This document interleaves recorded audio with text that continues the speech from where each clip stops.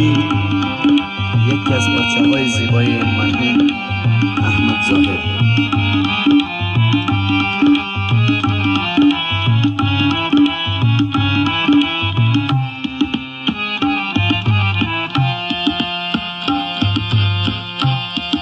قبول عشق من کنی سرت گردم با التفات.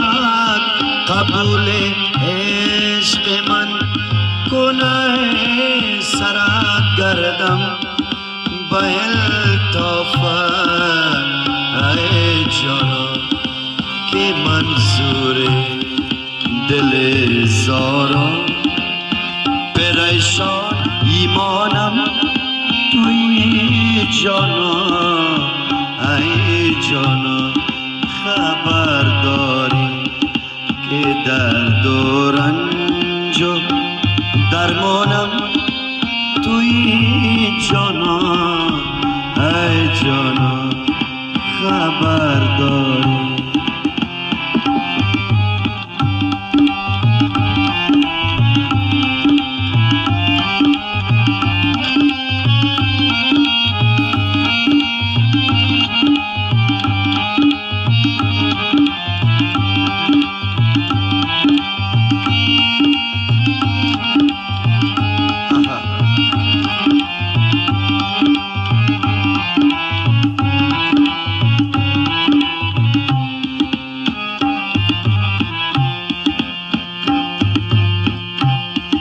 دلم را برده از کف خنده های نو زنین تو.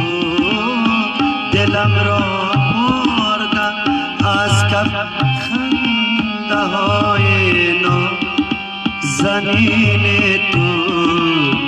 ای جانا انیسه گیر یه های شام هجرانم توی جانا. ای جانا خبر داری که دین و عشق و ایمانم توی جانا.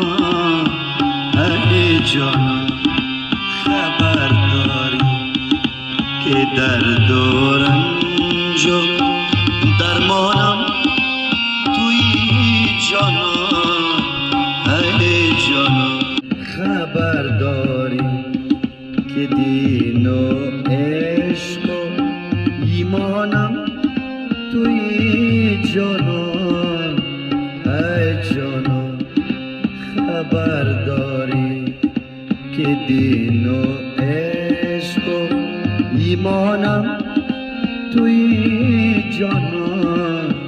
ای جانا خبر داری که درد و رنج و درمانم توی جانا. ای جانا